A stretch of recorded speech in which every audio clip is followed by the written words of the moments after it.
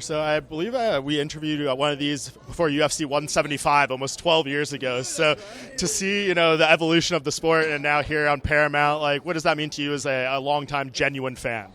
Honestly, we've been waiting every card. We've seen the evolution of the UFC as a sport, but most importantly, seeing what these athletes have done to the sport. How not only how well-rounded, but how each art form has evolved in its own. And when you think about the back in the days with the Chuck Liddells and the Randy Coutures, and you see that the many more art forms that have now been introduced, to the sport is really incredible.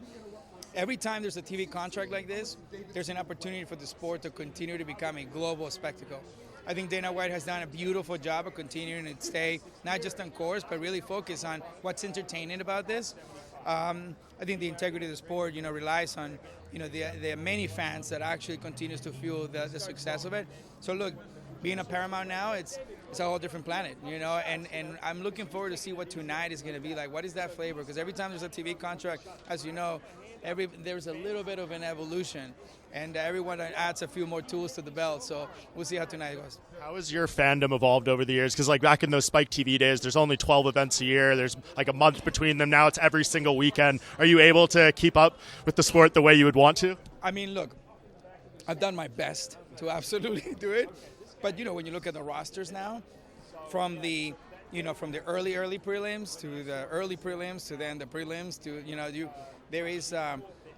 what I will tell you is that I am noticing a breadcrumb and a commonality between a lot of the fighters that are coming up. You really understand that some of these young fighters need to bend the sport in order to break through, in order to be the spectacle. So I will say that that's one thing that I have noticed in watching all the youngins come in and kind of just try and reinvent this sport in many ways. Some of them, steal the card from a few of the other fighters, especially when the press happens, when they're calling fights and all that. Same trick. But but I would say that it's hard to kind of keep up with the rosters now. But there are clear future champions. There are clear runaway trains, and I think that's what's great about the sport. You can really watch the sport, and you can really identify who's going to be next. Sorry. Go ahead. Do you have names? Anybody you like that you're watching now in the sport? Honestly, I'll be completely honest. I think these last couple of cards have been, I think it's like and I think you guys are super fans, that the last couple of cards that we've seen a new resurface of cultivation. So I've yet to be seen a lot of superstars really kind of come forward. And tonight, big stage, a lot of them have to perform, Who's your favorite fighter of all time? Anderson Silva. That's Anderson Silva and George St. Pierre. I mean, look, Randy Couture, of course, right? Like, it's the man. Iceman, yes. Rampage Jackson had a really exciting time. But I would say that I think Anderson Silva was one of the most well-rounded. He was the guy who kind of all of a sudden we were like, oh, we have a Michael Jordan. We have a Michael Jordan in the sport. And I also would say that if you think about right now, Bohn is going to be a tough one to beat. I think he's going to probably retire undefeated. One quick one for me. New fans, obviously Paramount's trying to bring in new eyes to the sport. If there's one fight that you could show new fans coming in, what fight would it be? Oh, my God. One of the most exciting fights for me was when Rampage Jackson knocked out Iceman. Nobody thought that would ever be possible. Everybody's like, come on, man, this guy's coming from Pride. Who is this dude, And I remember Chris Riley, who was his trainer at the time, they were working on this one move, which was like the block, hook. And you kind of saw it in slow motion. He was setting it up.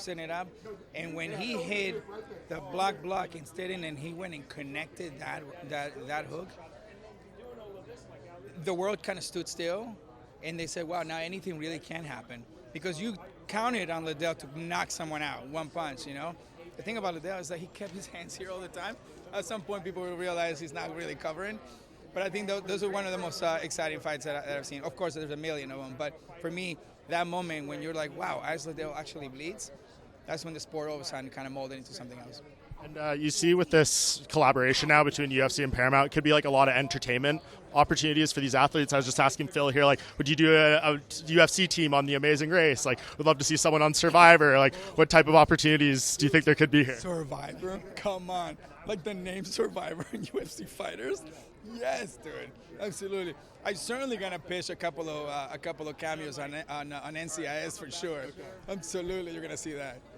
Thank you so much, man. Appreciate the time. Thank you. Great to see you again. Yes.